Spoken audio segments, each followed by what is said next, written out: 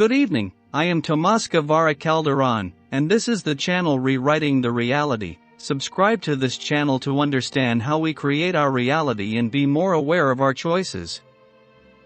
In today's episode 1, I'm going to tell you two stories, two experiences which are complementary to my previous episode about cause and effect. On May 1st, 2024, around 3 p.m. I had a soup, and it was very hot. I also added hot pepper to it, and I burned my throat. 1 hour later I started having problems swallowing and it was painful. I thought that I had an infection, and I went to a pharmacy, and they gave me a treatment of amoxicillin 500 milligrams for 10 days. On Monday, May 6th, I decided to go to the clinic because I still have problems swallowing and fever.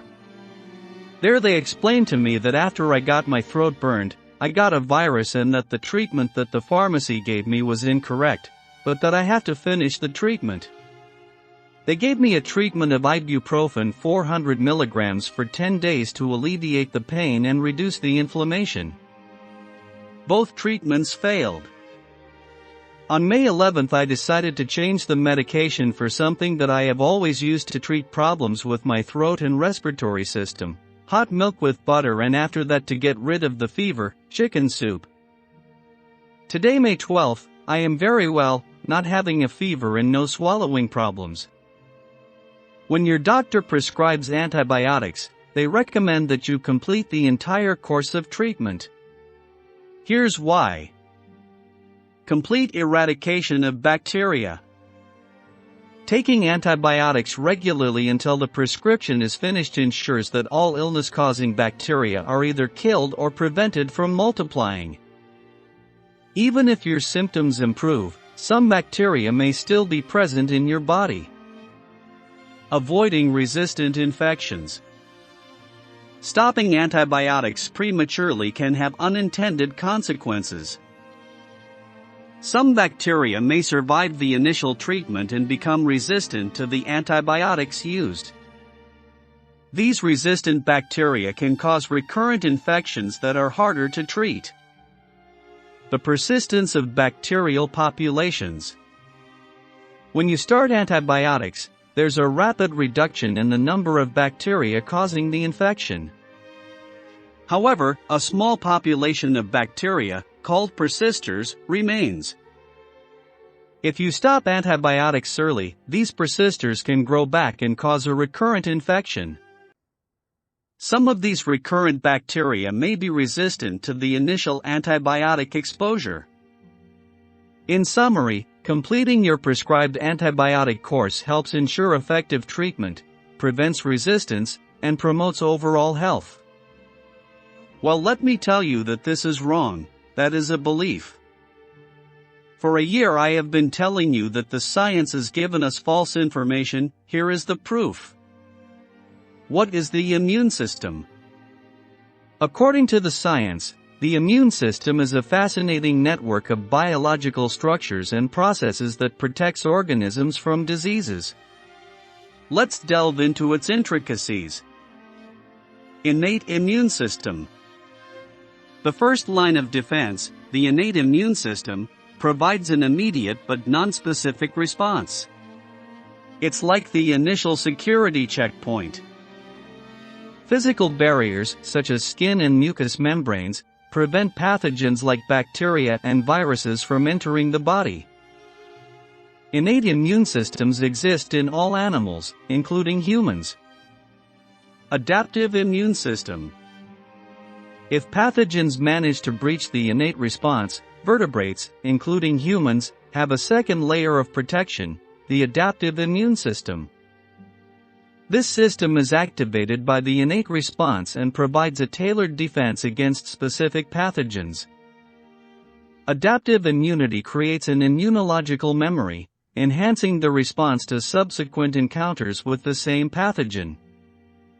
Vaccination is based on this concept, where the immune system learns to recognize and fight specific invaders.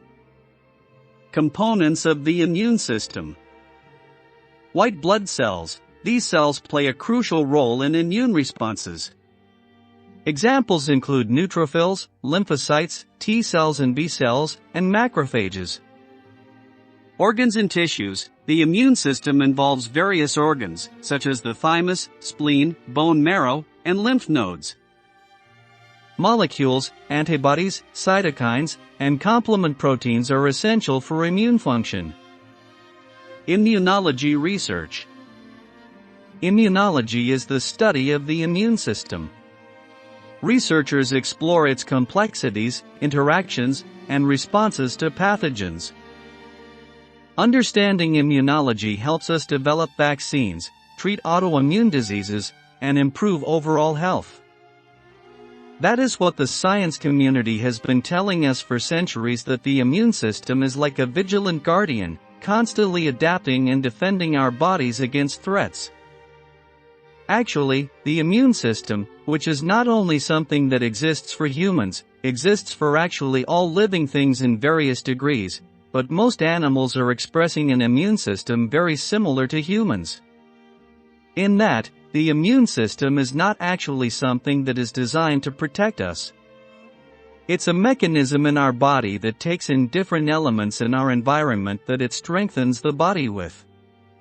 Its function is to strengthen the body, therefore allowing for optimal functioning. In a few past episodes I have been telling you that our body has its own consciousness and that we direct this consciousness. That the body doesn't have a mind of their own. When you decide to go from one place to another, you don't instruct your legs or arms to move, you simply do it. Also, you don't instruct your lungs to respire, or your heart to beat and send blood to all your organs, we simply do it. In other words, we instruct our body, even to get a cold or a cancer, because we create our reality, nobody creates it for us. Why do I create this situation with my throat? Because I wanted to remember that we direct our body and that I must do an episode regarding the immune system. Now if we direct our body and we instruct our body to get sick for our own personal reasons, then there is not an immune system that can protect us.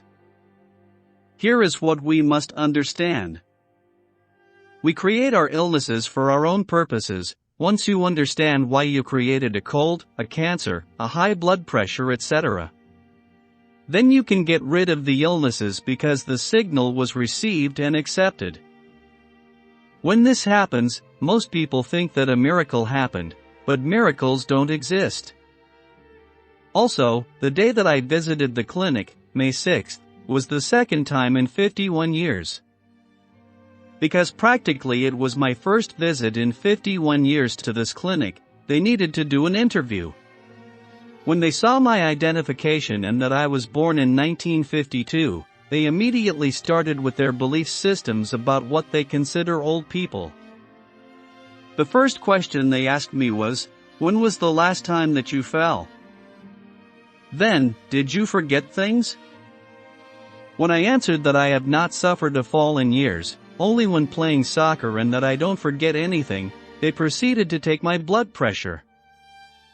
Immediately here they come again with their beliefs. They took my blood pressure and they said that it was high. They asked me if I suffer from high pressure. In that moment I decided to change my perception and told myself that my pressure was right. Therefore, I said that I don't suffer from high blood pressure. Because of my answers they tried again, and my blood pressure was right. That proves that our perception is powerful. Our doctors believe that after you reach a certain age you will deteriorate, you start falling, losing your sight, your memory, your sexual desires, your hair, your teeth, etc., and this is incorrect. We designed our body to live an average of 300 years. Our Bible is a recording of people that lived more than 300 years, that is a truth. 51 years ago, I created the first illness, which needed a surgical intervention, appendicitis. Why did I create it? The answer is simple. I wanted to rest and prove that I was the best manager at the company. I started working at this company in 1969. I didn't have any title, but due to some management problems, I was the one that I was managing the company with only 21 years. That was in 1973, and I have been working for more than 4 years without vacations. This same year, the company hired a German person to manage the company. He was a nice person. He was always smoking his pipe and going around the offices, but all the work has been doing by me, and this guy has a salary 10 times higher than me. At that time, objectively, I didn't care about this because I was receiving a good salary, around $3,000 per month, and a blank check for expenses. After the operation, my health became complicated because they forgot to give antibiotics, and I was interned for another 4 weeks. When I finally returned to work, I learned that this manager has failed to perform in the way I used to do it. Therefore, he was fired, and I got a substantial salary rise. This is in line with my previous episode about cause and effect. I got sick because I wanted to rest and get a salary rise. No, because I was tired or didn't want to work. I was a workaholic. I loved working and being someone important. Here is another story. I was sexually promiscuous, meaning I was having sex with many women, and I never got a venereal disease, nor the women that were having sex with me got one. My belief is that having sex is healthy and that sexuality is a fundamental part of our reality. Therefore, why should we deny our sexual desires? Denying it only creates discomfort, illness, and mental disorders. Now, please note that what I am saying to you are my beliefs, which creates my reality, and are my truths. Therefore, do not intend to do the same if you have different beliefs about health issues. What I recommend to all of you is to analyze why you are creating situations of discomfort, because all these situations are signals from your body consciousness to yourself, so you can change or pay attention to these situations. For example, if the doctor prescribed you antibiotics, this doesn't mean that if you finished the treatment, you would never have the same illness.